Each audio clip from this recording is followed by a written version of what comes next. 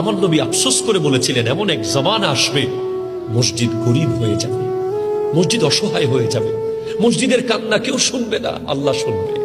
মসজিদে কিসের অভাব হবে? টাইলসের অভাব না, ফ্যান লাইটের অভাব না, কিসের অভাব? মুসল্লির অভাব। ঠিক না?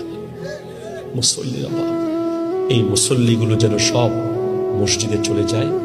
আমি আপনাদেরকে বলবো, সিজদাকে লম্বা করবেন, সিজদাকে সালাম ফিরাইয়া দৌড় দেবেন না, সিজদাকে লম্বা করুন, চোখের পানি ফেলুন, কান্না করুন, কবরের সামান জোগাড় করুন।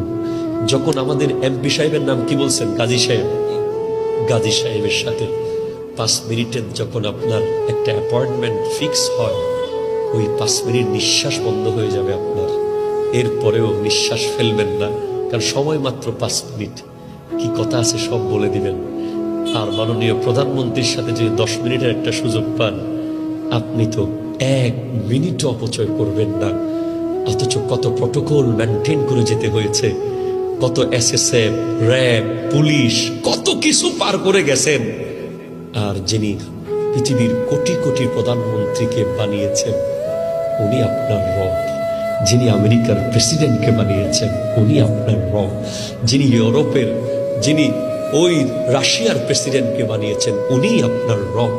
ওনার কাছে যেতে কোনো প্রটোকল আপনার লাগে না, ওনার দরজা আপনার জন্য খোলা।